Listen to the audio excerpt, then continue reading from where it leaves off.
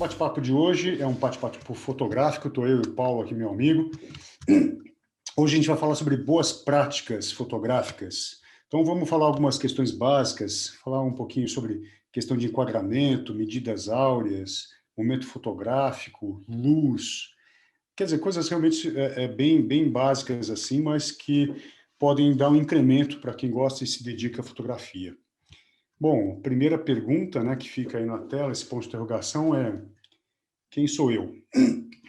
Depois o Paulo vai se apresentar.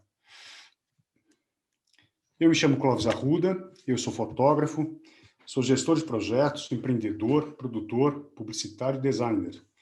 Eu sou especialista em planejamento estratégico, comunicação, marketing e cultura. Eu me proponho a realizar projetos, gerar experiências, sobretudo, que tenham impacto positivo relacionados com o universo da fotografia, da comunicação, do design, da cultura e educação, da sustentabilidade e de valores de formação de futuro desejável, que preferencialmente deixem legados e aprendizados.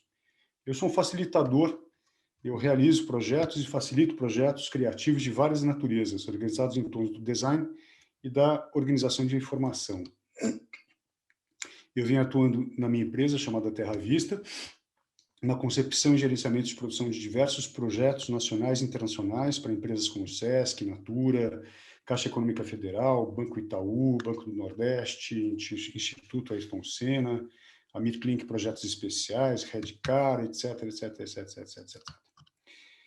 Bom, eu trouxe aqui algumas fotos, vou passar bem rapidamente, que são fotos que eu gosto de fazer. As fotos que mais me apetecem são ligadas à questão de viagem, que é a minha grande companheira, é a câmera fotográfica. Então, eu saio para algumas aventuras, e aí saio registrando e fazendo fotos que moram no meu coração. A gente estava falando um pouquinho aí, o Paulo também é velejador. Aqui são algumas fotos de regatas, de passeios de barco, enfim. Mas é mais para vocês sentirem um pouco do que para onde vai meu olhar quando eu pego uma câmera fotográfica. São fotos, de certa forma, românticas, que enaltecem a beleza da natureza, o enquadramento, são coisas que é para onde eu gosto de transitar. Muito bem. Fotografar. O que é fotografar? Alguém se habilita a esse questionamento? Tem alguém que possa se manifestar? Bom, acho que estão me ouvindo aí? Sim. Tudo certo. Sim, ok. Tudo certo. Perfeito. Acho que bom, tradicionalmente, né, fotografar é escrever com luz, né? Mas eu acho que é mais que isso, né? É poesia, o seu olhar melhora o meu. Essa tua frase, Clóvis, é interessante porque ela coloca a gente diante de uma coisa que, quanto mais informação eu adquiro, quanto mais imagens eu vejo, né, mais isso melhora o meu olhar, né? Então, a cultura visual, ela impacta no que você fotografa, né? E eu vou além, não só a cultura visual, mas também a cultura musical, né, literária e fílmica também, né? Ou seja, o Ansel Adams fala que quando eu fotografo, eu não fotografo com a câmera, eu fotografo com as músicas que eu ouvi, com os filmes que eu vi, com as pessoas que eu amei, né? Então, ele foi um grande poeta do universo, né, do universo americano, né? Perfeita a sua colocação, Paulo. E uma coisa que eu reforço nesse discurso, que realmente é a bagagem que você traz, que te traz e que te faz uma pessoa absolutamente individual, única. E o olhar, acho que é uma dessas expressões. O seu olhar é único. Se nós fizermos uma experiência, né, Paulo, dermos uma câmera idêntica para você e para mim, e falar, ó, vamos fazer o mesmo assunto, as fotos sairão totalmente diferentes, porque é a sua forma de ver o mundo, é a sua forma de entender as coisas como elas são, dentro do seu background, dentro do que você tem de acúmulo de cultura e de resultado pessoal. Então, é uma digital. O olhar, uma fotografia, ela é totalmente única, dessa forma, né, Paulo? Sim, sem dúvida. E aí eu trouxe algumas provocações aqui, que é muito bem, né? Fotografar. O grande resumo do clique, né? Quando que é o momento fotográfico? Quando ele acontece? Quando efetivamente você consegue congelar um momento decisivo, perpetuar uma poesia visual. Eu peguei aqui um termo associado diretamente ao Cartier-Bresson, que é o momento decisivo, e peguei, obviamente, algumas fotos dele, que ele é um grande mestre nessa questão, e acho que conheço poucos outros fotógrafos que podem expressar essa questão do momento decisivo de uma forma tão expressiva como Cartier-Bresson. Então, eu vou passar algumas fotos aqui, eu queria que você completasse também com uma análise tua, Paulo, Sim, de cada claro. uma dessas fotos, o que ela traz, né? O que a gente consegue pegar desse universo, o que ele conseguiu ao congelar exatamente este frame no enquadramento, né? Que significado, que outro significado ele deu à realidade que estava acontecendo. Se a gente pegar essa foto, que é uma clássica dele, É, o passo, o momento, é o segundo exato, o pé dele é, parece que ele está flutuando, ele é. conseguiu transformar uma realidade, né? Eu acho que você foi, putz, foi ótima foto para começar, porque é a foto que maravilhosa dele, né? Primeiro que assim, ele deve ter ansiedade zero, né?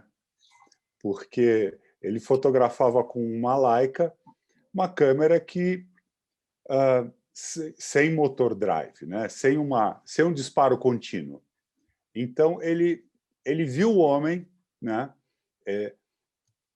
E deu o passo e ele esperou o momento certo em que o pé dele está quase tocando o pé do reflexo dele, né, na água. E é Perfeito. uma foto que tem um humor muito grande, né, porque a gente sabe o que vai acontecer depois, né? Exato. A tentativa inútil dele não se molhar, né?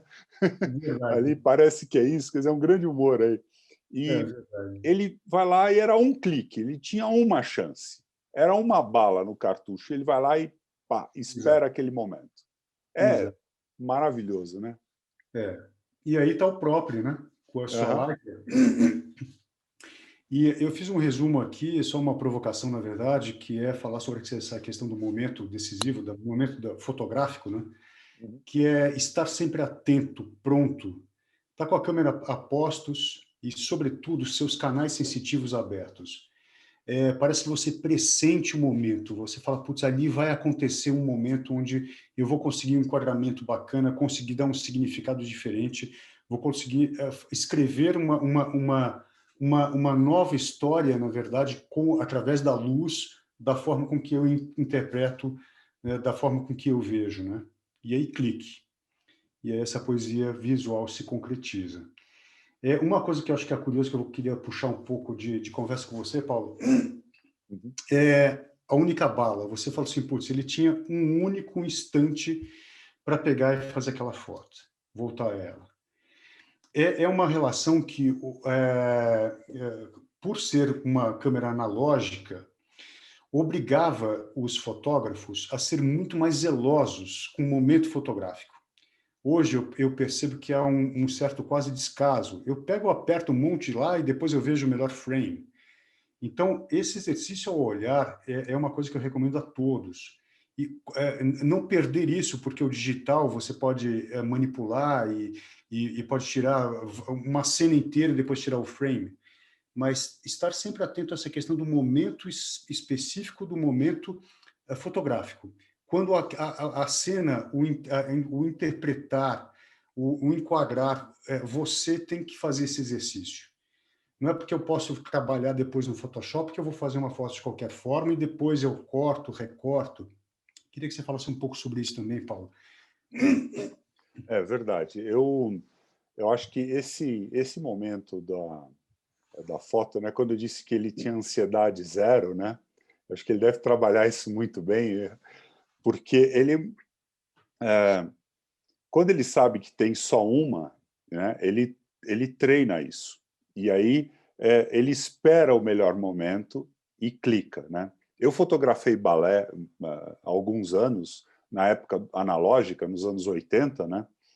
E primeiro que motor drive era proibido em qualquer teatro. Fotografei teatro também, então não existe essa chance. E só câmera silenciosa. Uhum.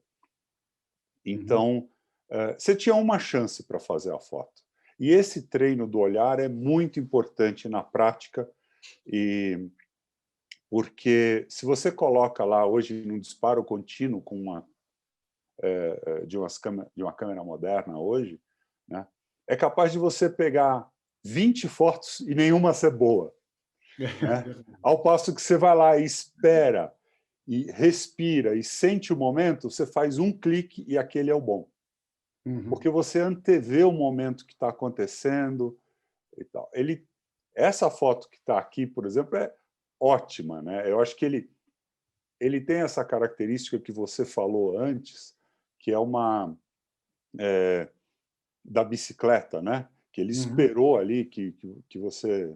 Eu estou me antevendo ao processo aqui. Tá.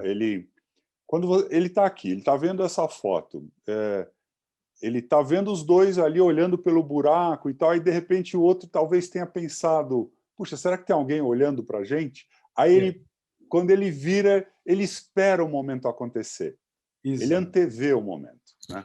Ele já estava preparado, ele já estava com o quadro todo feito, ele já tinha intenção, parece que ele ficou esperando realmente esse senhor com bigode virar. Ele falou assim, só falta ele virar. E aí, o momento exato e mais preciso possível está aí consagrado uma das fotos mais clássicas também do Cartier, né? Vou passar mais algumas aqui para a gente ver. A questão do humor, né? Você parece que você entrou na festa, parece que está junto, né? E o significado, os olhares, a forma com... Parece que existe uma dança do olhar aqui entre todos, né? E apesar do primeiro plano dessa menina estar focada, você transita por... O teu olhar faz com que ele passe por toda a cena, né? Cartier-Bresson realmente é um grande mestre. Vou passar algumas outras aqui. Essa uma poesia, né? A pose, a postura, a felicidade desse menino é inenarrável, né? Muito bacana. Se você quiser comentar alguma coisa também, Paulo, vai comentando aí, tá? Vou Ah, passando mais alguns aqui. o menino, o orgulho dele, né? Que coisa, né? Que foto apaixonante, né? E a É, menina atrás, né? Põe o completa. olho na fuga, a gente percebe que o olho dela está virado para o menino, né? É Sim, quase sim, como se o menino intuísse, né? Pô, a menina está olhando para mim, olha só, sim, né? Mas ele está orgulhoso sim. porque está segurando as garrafas, obviamente pesadas, né? Ele É, está se achando ali, né? Então, são várias leituras possíveis, né? Acho que cada um tem a sua, né? sem Mas dúvida. eu acho que uma boa fotografia é isso, né? É quando ela tem várias leituras, né? Ela conta uma história. Conta Enfim. uma história. E aqui, até o olhar do cachorro, né? Olha, você tem uma É, coisa cíclica, né? O cachorro olhando para a moça beijando ele, uma coisa tão, né? É muito, muito curioso. Essa questão do momento exato, né? Do momento fotográfico, realmente é uma coisa muito bacana. Essa aqui eu acho incrível. Parece que todos estão flutuando. Ele conseguiu tirar todos ao mesmo tempo. Ele estava é, totalmente atento ao que estava acontecendo, numa posição possível de se fosse de fotografar, aham, e há uma integração com as sombras. Parece que é uma grande um campo de sonhos, né? sim. É, é É o esparadrapo. totalmente. E uma, é uma, é uma dificuldade, né? Assim, é um momento. Eu acho que os deuses da arte eles favorecem o trabalho, né? Tanto na foto do cara do bigode, né? Sim. Que ele estava lá preparando, desejando a imagem, que a imagem viesse para ele, né? Ele provavelmente pediu permissão para os deuses de fazerem aquela foto, né? Eu não lembro quem disse, alguém diz isso, que a gente tem permissão de fazer as imagens. Acho que essa imagem é uma permissão, porque Que bacana. é uma permissão fazer isso. Quando é que você vai encontrar todo mundo flutuando ao mesmo tempo, né? Ao mesmo tempo, não tem ninguém com o pé no chão. Observem, é impressionante. É impressionante. E não é uma coisa, não é fake, é a vida como ela é, né? Exato. É muito, muito bacana. Essa foto aqui, se você começou a introduzir um pouco ela, essa aqui, ele viu a possibilidade de um momento fotográfico, se preparou, se posicionou, se preocupou com a questão do enquadramento, da forma com que ele queria, e ficou esperando até um ciclista passar. Eu peguei isso aqui como gancho, Paulo, para a gente poder começar a falar sobre questão de enquadramento e outras coisas assim. Então, Perfeito. por que o cara não está aqui? Ah, foi. Os bastidores dessa foto, né? Ele tirou essa foto quando ele estava de férias numa cidade na França e parece espontânea, mas não é. Ele fez realmente toda uma preparação para que essa foto acontecesse, né? Que a gente apelida de técnica de pescaria. Ele falou, ó, só falta um ciclista descendo. E ficou lá posicionando, esperando o ciclista passar e efetivou a foto. A questão da composição dessa foto, eu acho uma obra de arte, porque observem a questão do corrimão, do desenho do corrimão, como ele direciona a sua leitura para uma coisa cíclica e completa com o movimento, né? Dá um movimento ao próprio ciclista. Aqui tem uma pequena análise para vocês verem essa questão das leituras que o cenário nos faz ver quando você vê essa foto. A leitura da tua visual, ela remete para o ciclista, que por esse borrado dá um movimento, quer dizer, se ele tivesse congelado seria uma outra foto, e todo esse movimento entrelaçado pela questão do enquadramento de uma visão muito cuidadosa do que ele fazia, né? Então, pegando esse gancho, vamos falar um pouquinho sobre enquadramentos, né, Paulo? Vou falar sobre planos e ângulos. A noção de enquadramento é muito importante para se fazer boas fotos. A gente viu aí por Cartier-Bresson, que acho que é um excelente exemplo, né? Que quando você enquadra, você decide o que vai fazer parte da tua imagem. Então, esse cuidado é primordial. E sinto que a gente está perdendo um pouco pela facilidade do digital. Então, vamos ter essa atenção, né? Utilizar os benefícios do digital com uma preocupação da leitura, do que se diz, de uma coisa muito mais aprofundada. Aqui a gente vai passar rapidinho sobre os planos, tá? Os planos de enquadramento, para a gente poder ter uma noção do que é isso, né? Então, aqui o primeiro, eu peguei o exemplo aqui do primeiro filme, eu peguei essas fotos deles, é uma escola de cinema, e então achei bem bacana o exemplo e fica simples da gente fazer um entendimento visual de como é que são os planos. Primeiro, o plano aberto, que a câmera está distante do objeto, né, de modo que ela se ocupa uma parte pequena do cenário, né, é um plano de ambientação. O plano médio, que é uma distância média do objeto, então você já pode observar aqui na foto do lado direito, que você tem um pouco mais de aproximação, você consegue ter um entendimento maior do que está acontecendo ali. O plano fechado, o velho e bom close-up, a câmera está bem próxima do objeto, de modo que ela ocupa quase todo o cenário, sem deixar grandes espaços para a volta. Então, ela dá uma sensação de intimidade. Parece que eu estou sentado no sofá próximo a esse rapaz. O plano geral, que é um ângulo visual bem aberto, né? A câmera revela o cenário à sua frente, né? A figura humana, ocupa o espaço de forma muito reduzida. Você tem uma leitura geral, né? É realmente uma coisa de ambientação. O plano de conjunto, que é um ângulo visual aberto, aqui do lado esquerdo a gente pode ver isso aqui. Em cinema, um termo que é utilizado é o geralzinho, né? O plano geral e o geralzinho, que ele é mais focado que o plano geral, que a gente viu há pouco. O plano médio, a figura humana, ela já fica enquadrada por inteiro, mas com pouco ar, né? Um pouco ar sobre a cabeça e um pouco sobre os pés. O plano americano, que é a figura enquadrada do joelho para cima. Então, aqui tem um exemplo. O primeiro plano, que você vai aproximando cada vez mais, a figura humana ela está enquadrada da cintura para cima.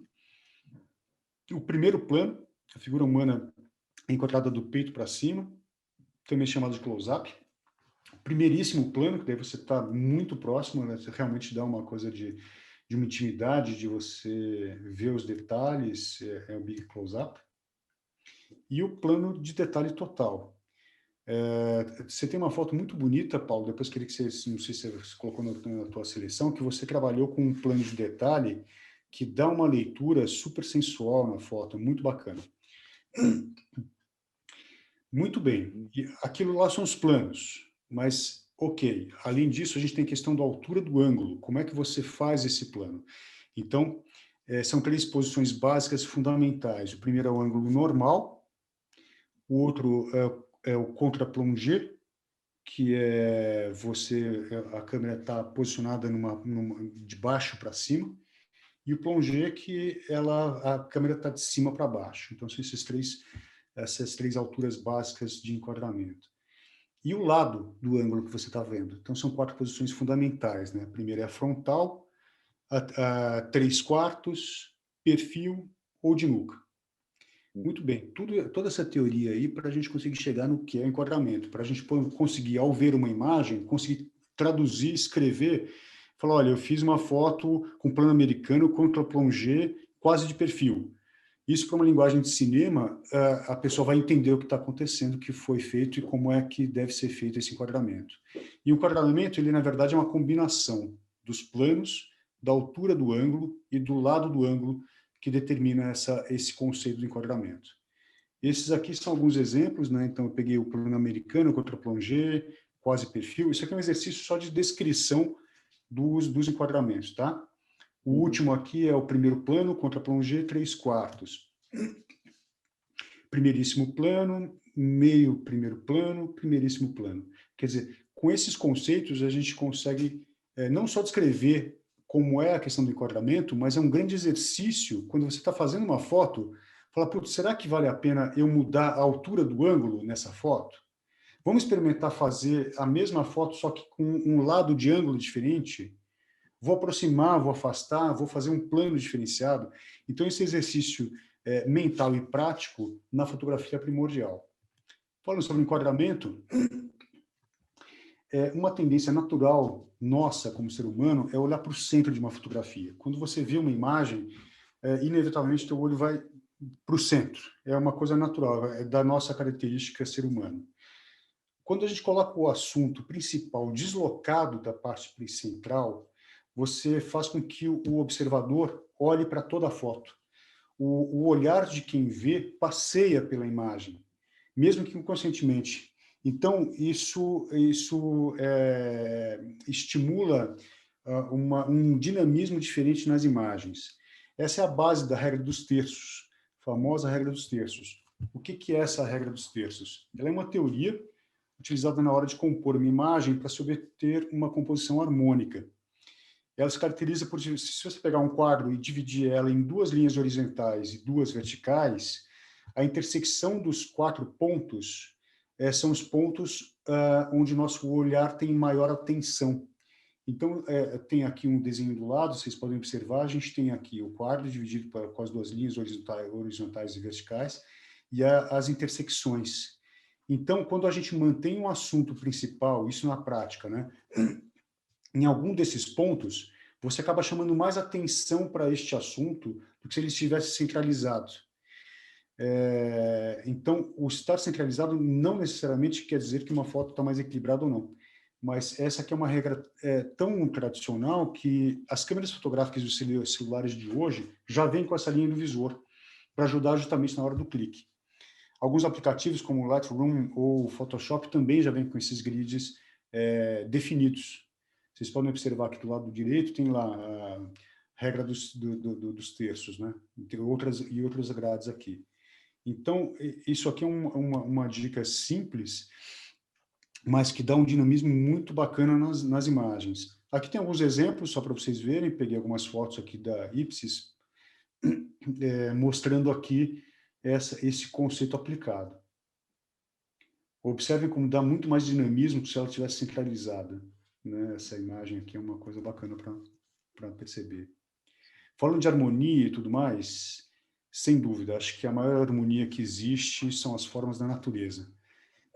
Não existe coisas, em termos de geometria, em termos de composição, coisas mais acertadas do que a própria natureza. E ela se expressa em medidas áureas. Muito bem. Uhum. Em 1202, um matemático italiano chamado Fibonacci, Leonardo Fibonacci, ele classificou uma sequência de números que já era conhecida desde a antiguidade, na verdade. Mas, por ele ter classificado essa sequência e aplicado, e até de uma forma curiosa, essa sequência ficou com o nome dele, que é a sequência de Fibonacci. Essa sequência sequência de ela expressa uma proporção áurea. É um conceito matemático, mas é impressionante como esse conceito matemático ele está presente em inúmeras situações na natureza. Então, elas são medidas de ouro. É uma sequência de números inteiros, né? O que é a sequência de Fibonacci? Ela é uma sequência de números inteiros, começando normalmente por 0 e 1, na qual cada termo subsequente corresponde à soma dos dois anteriores. O seu valor ele é constituído por 1.6180, e tradicionalmente a gente utiliza um formato mais arredondado, que é 1.6180. Essa sequência ela já é conhecida pela antiguidade, como eu falei para vocês, mas o que eu acho curioso destacar aqui, por que Fibonacci destacou tanto essa questão? Ele descreveu o crescimento de uma população de coelhos a partir dessa sequência numérica. E aí isso teve um reboliço e acabou ele ficando com o troféu do nome da sequência de Fibonacci. Ela, sem dúvida, ela expressa um senso de harmonia, equilíbrio, ela está presente em infinitas formas naturais. Aqui eu vou mostrar para vocês como é que é não sei se vocês veem o mouse quando eu passo ou não. Sim. Sim? Sim. Então, perfeito. Você vê aqui a sequência começando. Nós temos 1 e 1. 1 e 1 dá 2. 2 mais 1, que é o subsequente, dá 3. 3 mais 2, que é o subsequente, dá 5. 5 mais 3 dá 8. 8 mais 5, 13. Assim por diante. 13 mais 8, assim por diante. Então, é muito simples, na verdade, é uma coisa muito de forma resumida, né? Porque a fórmula é uma loucura, como ela se processa. E aí, muito bem, vamos ver na prática isso aqui, se isso aparece mesmo em formas naturais. Bom, não preciso nem dizer. Eu apliquei a grade em cima para vocês terem uma noção de que isso realmente está em diversas formas naturais. A natureza se expressa através dessas formas harmônicas que foram traduzidas numa sequência numérica. As proporções áureas, elas estão em tudo na natureza, inclusive nós, que fazemos parte dela. Você pode pegar aqui a orelha da menina, a cabeça, a boca, as distâncias. É incrível como isso aqui expressa o que é a natureza. No crescimento das árvores também, sequência de Fibonacci, um peão, se ele não tem uma medida áurea, ele não roda, ele não funciona. E essa sequência Fibonacci, ela tem outras aplicações além dessa questão estética. Ela é utilizada em aplicações de análise de mercados financeiros, na ciência da computação e da teoria dos jogos. Então, é incrível essa relação tão simples, que é só observar a natureza, e a natureza nos ensina muita coisa. Algumas invenções humanas aqui no caso, mas todas também com base nessas medidas áureas. Aqui o Pantenon, vocês observam que parece piada, né? É impressionante como eles fizeram exatamente em cima da sequência de Fibonacci. Eu fiz uma brincadeira aqui para mostrar a Mona Lisa, que é um grande exemplo de composição, enquadramento. Vocês percebem que as formas naturais, elas caem para tudo isso. Mas aí fica a pergunta, bom, e na fotografia? Especificamente na fotografia, como é que eu posso ter uma leitura dessa questão, dessas medidas áureas aplicada? Eu fiz um exercício, para vocês terem uma noção, chamei nosso amigo Sebastião Salgado, chamei ele porque as composições das imagens são incríveis, além de ser um grande fotógrafo em todos os aspectos, mas as composições dele são muito zelosas. Então eu peguei ele como exemplo e apliquei sobre as fotos a sequência de Fibonacci. Observem as proporções da fotografia e a leitura que essa sequência dá à fotografia. A questão do enquadramento parece que também foi desenhada sobre. Vou pegar uma outra, horizontal. Foto belíssima, que é essa aqui também do Sebastião Salgado. Apliquei sobre a imagem a sequência de Fibonacci. Observem, não preciso nem dizer, né? Você quer comentar alguma coisa aqui, Paulo? Pode ser. Nesse caso, a foto anterior, eu acho bem interessante, que ele parte de uma... o olhar está para a área mais aberta, né, da imagem, né? Certo. Então, e aberta da sequência também, né? Então, acho que ela está olhando para o vazio, né? Então, acho que essa é a coisa. E a curiosidade está no olho que está semi-visível, né? Então... E eu acho que é uma senhora cega, ali. Ela está olhando para nada. Para nada, né? Ok. Vou pegar mais algumas outras fotos aqui do Sebastião para a gente continuar essa leitura de aplicação aqui da sequência. Essa é uma imagem belíssima também. Observem só. Até o próprio desenho, o movimento da imagem já segue, né? Eu estou com um amigo aqui, canino. Ó, essa aqui também da Serra Pelada, que incrível, né? Essa sequência do Sebastião Salgado é maravilhosa.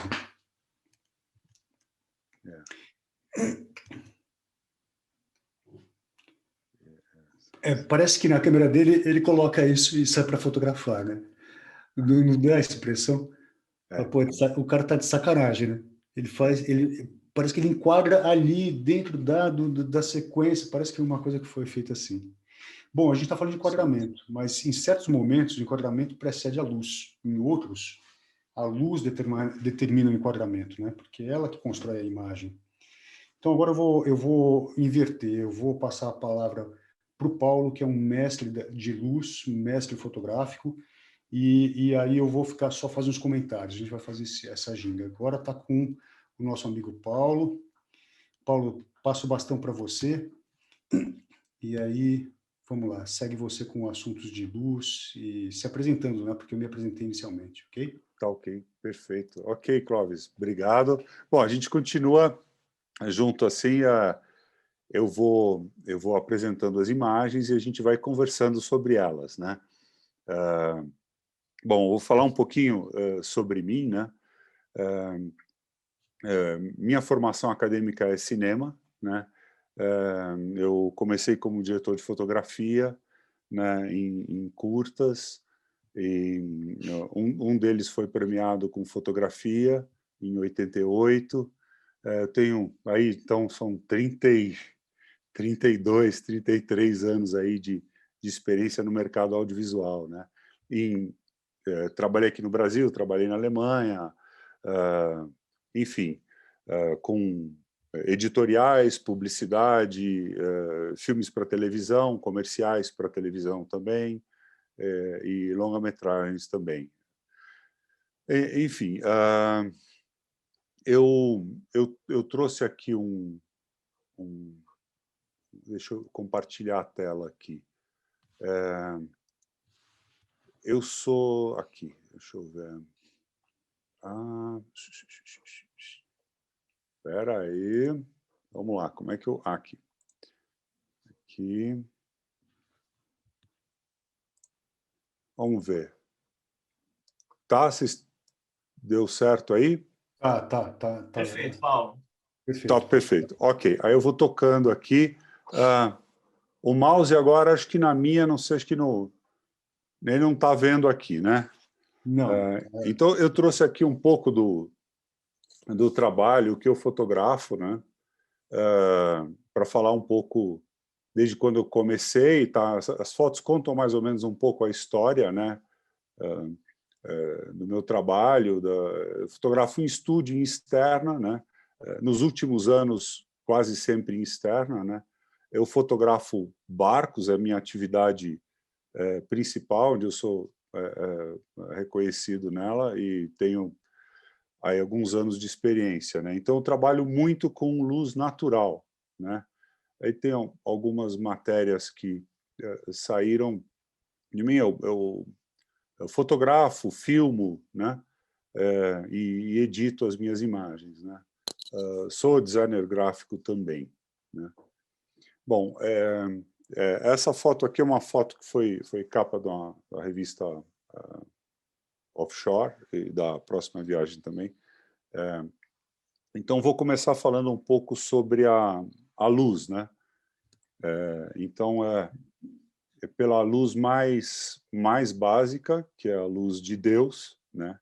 E, assim, todo mundo sabe que a fotografia não existe sem luz, né? Mas existe muito mais para a gente falar sobre isso, né? Que é a utilização dessa luz, né? A observação dessa luz. Então, o que a gente faz com a luz, né? A luz torna os motivos que a gente escolhe fotografar, o que a gente resolve enquadrar, né? Como a gente viu agora com o Clóvis, a luz torna isso único, né? A luz dá relevo, desenho, ajuda a contar a história, né? Muitas vezes a luz acaba sendo o próprio motivo, num contraluz ou numa coisa assim, ela chama a imagem, ela ajuda a contar a poesia de uma imagem, né? Então, e aí, nessa imagem, por exemplo, a gente tem uma luz bem frontal, né? A luz está... Eu fotografei essa cena do alto de uma escuna, e a luz está nas minhas costas, né? Que é a luz ideal para fotografar esse tipo de assunto. É uma luz que deixa a água transparente e dá saturação na ilha e nas pessoas, né? Então, você tem ali os pontinhos e tal. Essas são as luzes que a gente encontra, né, que a gente pode trabalhar, são essas: a luz frontal, a luz lateral e o contraluz, né? Então, esse é um exemplo de luz frontal. Depois eu volto a essa luz frontal também com pessoas, né? Esse é um exemplo de luz natural. É uma foto de Paraty. Então, você vê que eu não... Então, eu começo com fotos de paisagens, né? Então, essa é uma paisagem com luz frontal. Essa, tá vendo que a ilha está toda iluminada. Essa é uma paisagem com luz lateral, então ela tem mais mistério, né? Eu tenho só um pedaço do quadro iluminado, um pouco da praia e tal, né? Em Paraty, isso, Paulo? É Paraty, é a Ilha da Cutia. Ilha da Cutia. Maravilhoso, hein? Ilha da Cutia, E é uma foto aérea de drone, né? Uma Ok. coisa que eu venho usando recentemente, né? E aqui também é o mesmo lugar, mas é um contraluz. Então, vocês percebem a diferença? Olha uma luz com a vegetação bem saturada, bem densa, Aqui uma luz lateral, que eu tenho bastante sombra na vegetação, né? Só o lado esquerdo está iluminado, né? E Dá para aqui, perceber pela sombra ali na praia também, né, Paulo? e Volta um uma pouquinho. sombra na praia. Dá Então, para... Isso. e tem uma... Então, ela ajuda a criar um clima, né? E aqui praticamente você não tem definição do que é nada aqui, né? Você tem uma silhueta, praticamente, do barco e da ilha, né? É a Ilha da Cutia também aqui à direita, e aqui é o canal da Ilha da Cutia para... Muito bacana essa seleção que você fez, porque são situações de local, né, muito parecidas e radicalmente diferente o resultado das imagens, radicalmente diferente. radicalmente diferente. A primeira é uma imagem das Botinas em Angra, que é ali próximo, né? Mas, enfim, Uhum. e é exatamente isso. Ela tem uma... são cenas de natureza vistas por cima e que mudam completamente o cenário com a orientação da luz, né? Então, aqui eu vou passar para barcos, né, que é o que eu fotografo mais, e também com... Pronto, essa é um exemplo de produto, barco, gente, né, com luz frontal, né? A luz está nas costas do fotógrafo, né? Eu Uhum. subi numa pedra para fazer essa foto e a luz estava em frontal. Essa foto, aliás, é uma curiosidade, porque ela também tem contraluz, porque a luz está refletindo atrás na praia e está refletindo um pouco no mar também, E tem um né? Se você detalhe que eu quiser acho curioso comentar, dessa. Clóvis. Eu tenho um aspecto dessa foto que eu queria comentar que eu acho curiosa. Você enquadrou, colocou proporcionalmente, acredito, algumas flores. Então, dá uma sensação, denuncia que você está se fotografando da Terra. Você já começa a contar uma história daqui. Sim, Essa foto seria totalmente diferente se não tivesse essas flores. sim, é. Eu, ajuda a criar a ideia. Aqui a gente está fazendo um trabalho para o barco, então ele é, é uma ideia do prazer, né? Então é o belo, o prazer, a alegria, né? Então as flores, foi uma sorte ter as flores em cima de uma pedra, né? Uhum, Então eu ajoelhei para poder enquadrar as flores em primeiro plano, desfocadas, e daí ajudar a passar o clima, né? uhum, Essa outra, por exemplo, é uma foto já aérea, né, de drone e com a luz lateral, né? Como é de cima, ela é uma luz meio lateral, meio contra, né? Ela vem aqui de cima da direita, ela vem um reflexo. Você percebe que o barco só tem um pedaço iluminado, né? É uma foto feita no canal de São Sebastião e Ilhabela, ali perto da Ponta das Canas. E a então ele tem, isso cria um relevo no barco e não mostra ele totalmente como na anterior, né? Onde você tem ele, pá, é uma ele tá todo inteiro, né? e eu acho muito E bacana a perspectiva que você deu. Você cortou a imagem, né? E, literalmente, se você fizer um X nela, você colocou ela numa posição que dá uma leitura muito gostosa, de muito movimento, né? Você acompanha, parece que dá mais intensidade ao movimento do barco. sim, e ele vai navegando em direção ao sol, então ele tem uma... é, porque a fotografia ela é estática, e você tem que criar algum dinamismo, né? Com o enquadramento que você falou tão bem, né? E aqui, por exemplo, uma foto em contraluz, né? Uma foto na Baía de Santos e a foto de dentro do barco. Então, aqui a luz ajuda a contar a história. A sombra, né? Você tem uma sombra bem pronunciada, né? Uhum. E, e é uma foto totalmente em contraluz, né? Você utilizou algum rebatedor aqui, Paulo, ou não? Você só compensou com tragem? Só compensei. Não tem nenhum rebatedor, não tem nenhuma luz de enchimento aí. Tá. Por quê? Eu, há alguns anos já, eu abandonei a luz de enchimento. eu acho que é mais natural trabalhar com os recursos da câmera. Eu fotografo em RAW sempre, né? E essa câmera aí, no caso, ela tem uma latitude muito grande.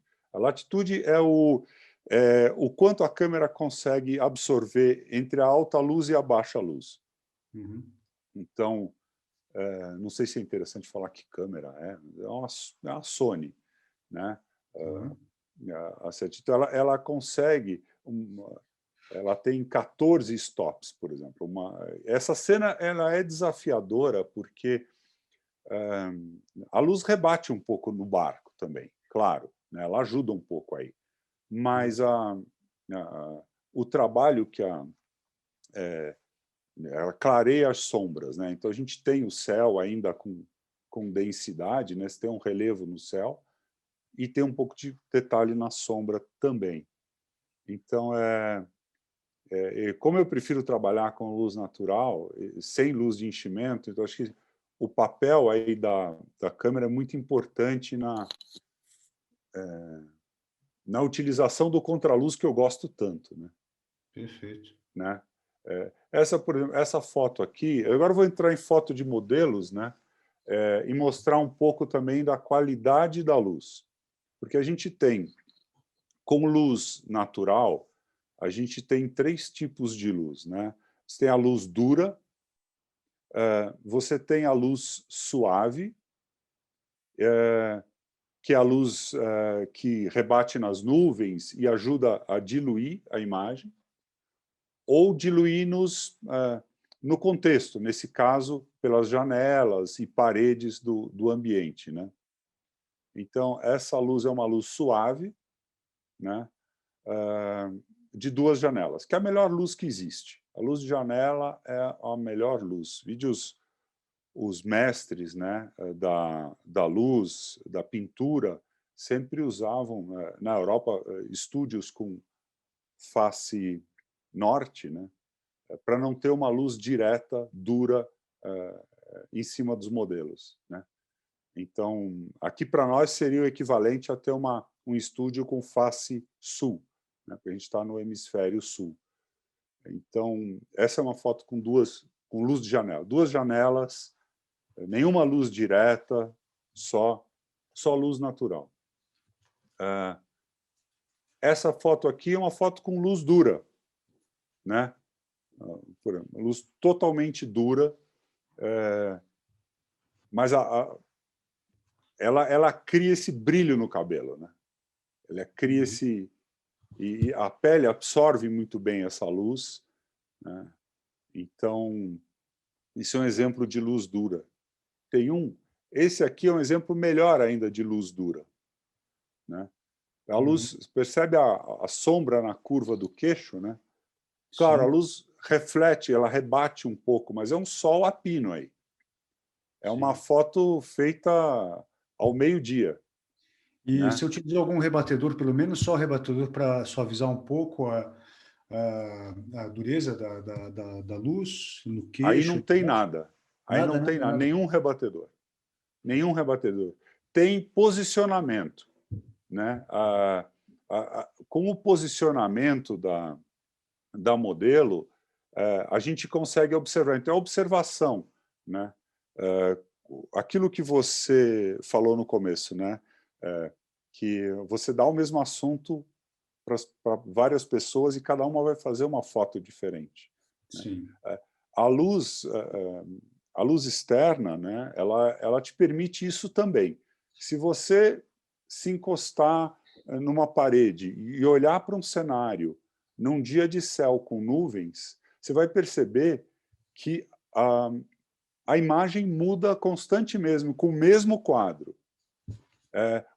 As nuvens vão passando, vão deixando a luz mais dura, mais suave, vão mudando o ângulo e a direção, né?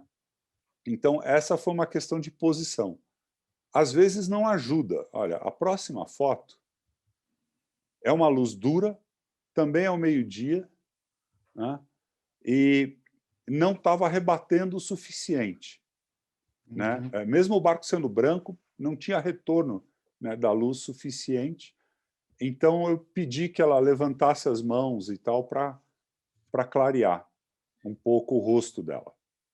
E aí o braço atua como rebatedor, né? A gente usa os elementos que estão em cena, que estão em quadro, para ajudar a rebater. Então, o braço direito dela aqui, né, esse que está mais próximo da câmera, ele atua como um rebatedor e clareia a face do rosto voltada para a câmera, né? Uhum. Essa aqui é uma foto em contraluz, por exemplo, também num dia de luz dura, né? E no mar, lá fora, você conhece muito bem, a luz é muito dura, não tem retorno, não tem nada onde a luz rebater, a não ser no próprio barco, né?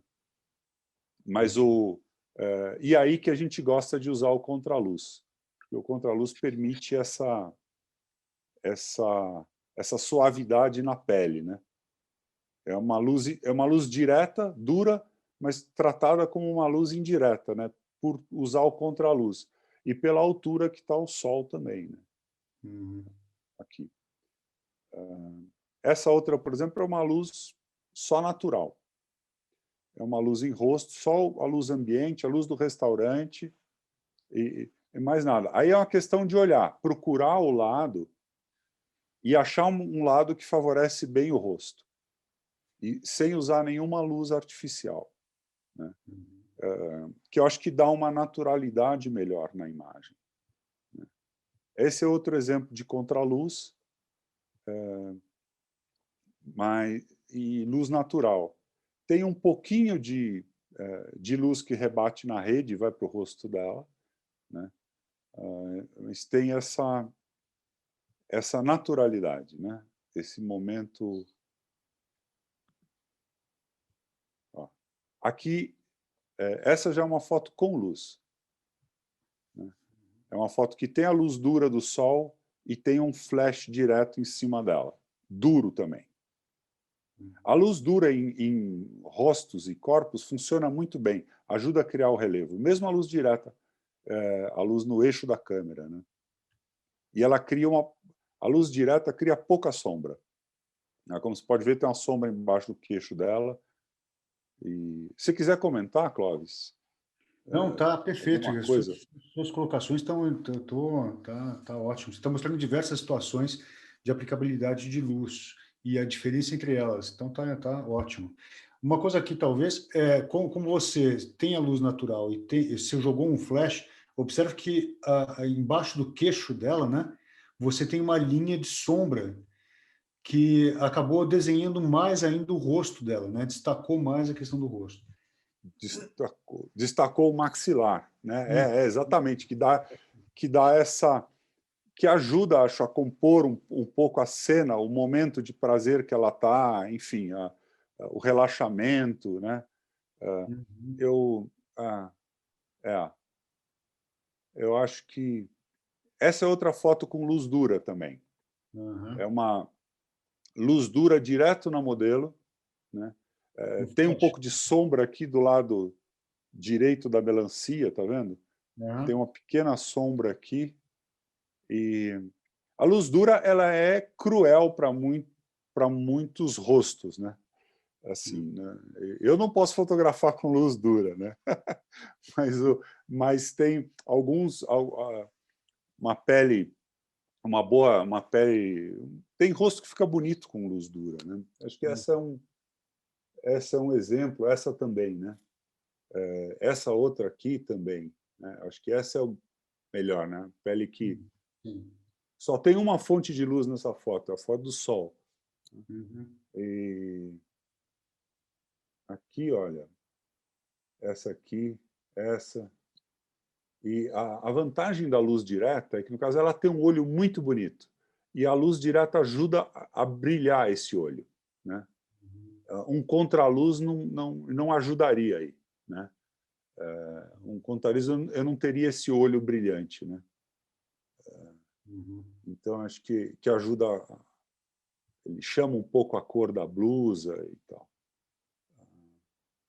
Aqui, luz artificial, só. São duas luzes laterais cruzadas, né? Nesse retrato do Roberto Gimbério, lá da Casa Cor, e Então, a luz que ajuda a desenhar ele, são duas luzes cruzadas. É um tipo de luz que eu gosto, é tipo aquela luz, só que essa luz é mais brilhante, percebe? É uma luz direta, suave, mas direta. É luz artificial, né? São dois softbox, aquelas, né? Dois softbox rebatidos, e é mais ou menos a mesma luz que essa aqui, ó. Essa aqui. Só que essa é uma luz de janela. Certo. Olha, percebe como as sombras vão caindo mais suavemente, né? No braço dela, e vão desenhando mais. As sombras que você tem aqui do corpo, do dorso, da coluna, você tem um desenho de volumes, né? É a luz lateral, e até lateral e um pouco contra, né? Ela ajuda a desenhar isso, né?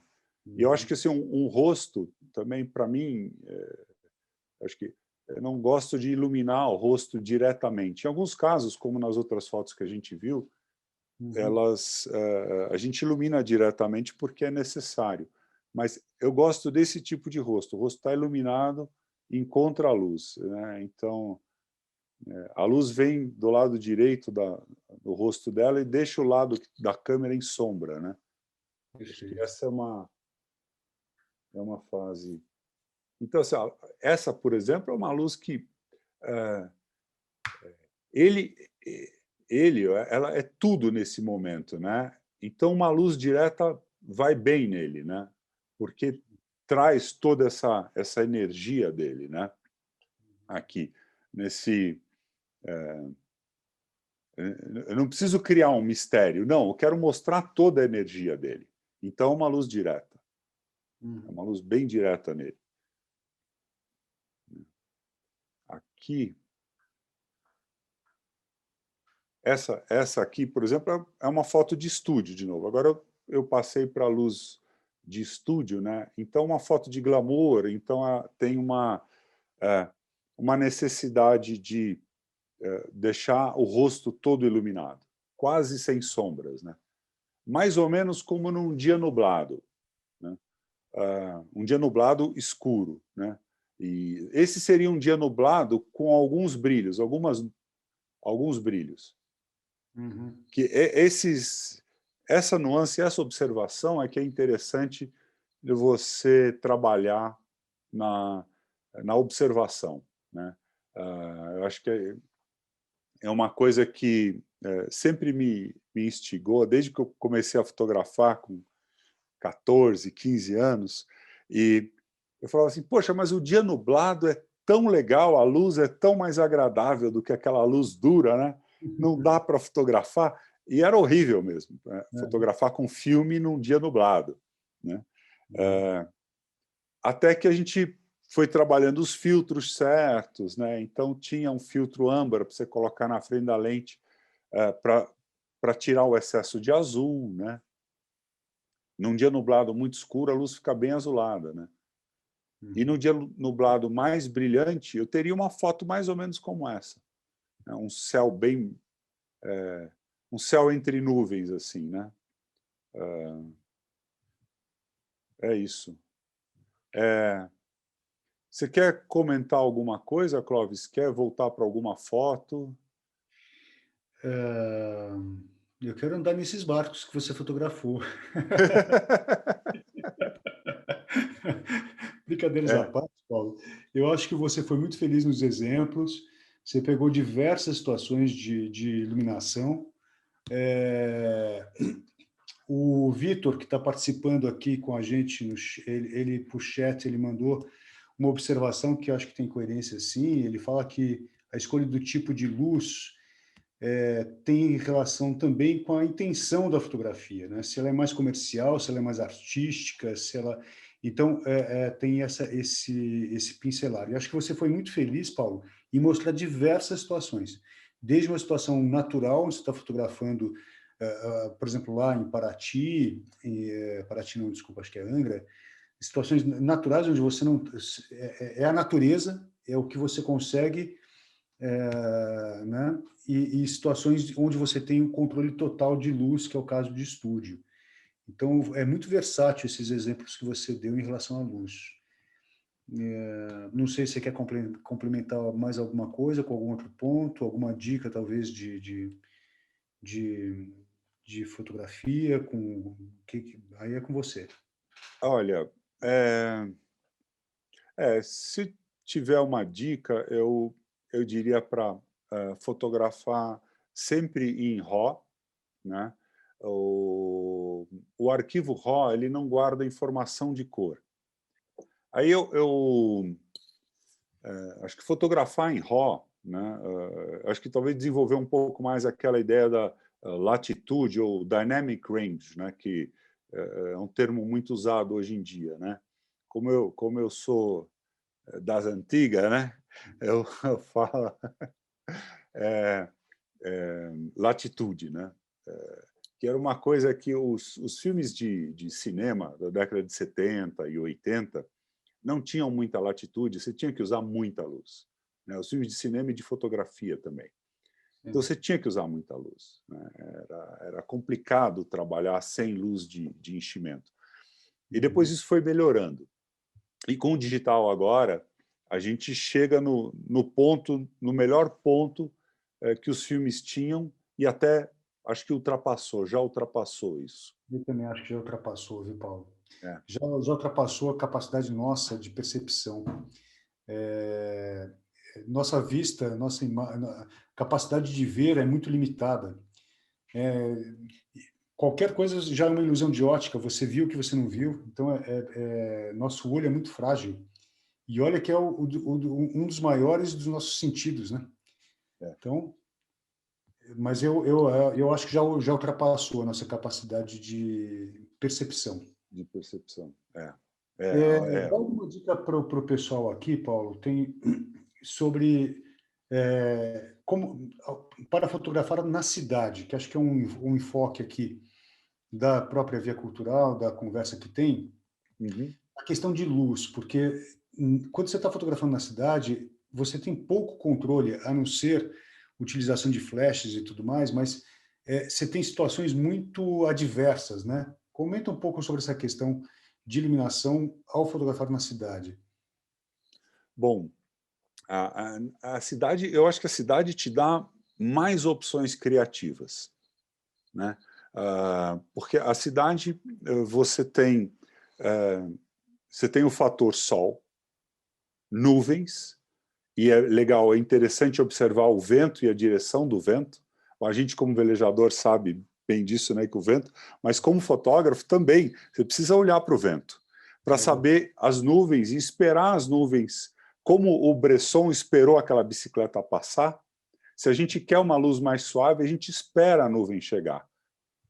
E aí olha para o assunto, enquadra e espera a melhor luz, né, também. E além da luz do sol e das nuvens, na cidade você tem os prédios para rebater a luz, para suavizar a luz ou para torná-la mais dura e mais escura, né? Então você pode, por exemplo, usar um dia de céu sem nuvens e deixar só um ponto iluminado e uma sombra muito grande, se você fotografa de manhã, né?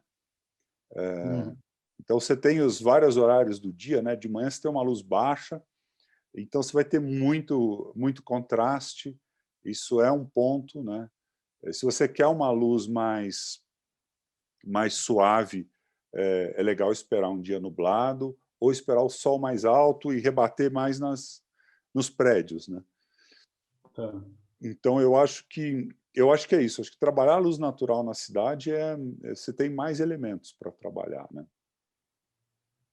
Perfeito. E pegando questão de dicas, você ficou focalizado na questão da luz, trouxe esses exemplos, e eu fiquei mais na questão do enquadramento. A dica que eu dou na verdade, não é só na cidade. O exercício de fotografar não é porque você tem uma câmera digital, que você aperta um botão, você consegue fazer milhões de frames e trabalhar depois no Photoshop, que você tem que ser desatento. Então, acho que a fotografia, sobretudo, é atenção. é estar com os seus sentidos abertos e atentos. Então, a dica que eu dou a qualquer fotógrafo: exercite seu olhar, sobretudo, como você vê, o que você vê. Sempre passei por todo o quadro. Imagine a questão das composições. A gente passou algumas dicas aqui importantes sobre questão de medidas áureas, regras de terços, etc, etc, etc. Quer dizer, ter equilíbrio na composição. Então, a dica maior que eu dou é essa: não não deixem de exercitar o olhar através de composição, através do que você vê, né? Para você ter um domínio sobre a sua linguagem, sobre o que você traz na sua fotografia, né? A delicadeza do equilíbrio, como diz a nossa amiga Ana Lúcia. É isso. Alguém tem alguma dúvida? Gostaria de comentar alguma coisa? A gente está à disposição aqui, né, Paulo? Você queria complementar alguma coisa? Não, tá ok. Tudo ótimo. Então, gente, eu acho que a gente fica por aqui. Estamos dando aí... Deu 1 hora exato. Parabéns, Paulo. Ó, bingo! Ó, show! No timing, perfeito. Assim não cansa todo mundo. Espero que tenha sido útil para todo mundo, né, que acompanhou aí, que vocês que tenham acompanhado bem aí, que tenha sido didático e que tenha utilidade, e que a melhor coisa... Bom, acho que eu gostaria de completar com isso, né? Completando o que você falou. Vão à rua, né, e fotografem com o celular, com a câmera, com o que tiver na mão, né? Eu acho que essa é a melhor forma de treinar o olhar e ouçam muita música também. Ótima dica. Isso. Tá bom. Olha, um grande prazer esse bate-papo com você, Paulo. Espero que as pessoas tenham tido tanto prazer quanto eu de estar aqui, trocando um pouco de experiência, um pouco de olhar, do que você vê, e que enriquece o meu olhar, e que enriquece como eu vou ver amanhã. Amanhã eu já vou ver diferente as coisas com esse bate-papo com você. Eu te agradeço. Eu também. Vou ver. Foi muito bom o bate-papo. A gente se completou bem, acho que muito interessante. Então, agradeço a todos que participaram. Boa noite a todos. Estamos à disposição. Boa noite a todos. Até mais. Valeu.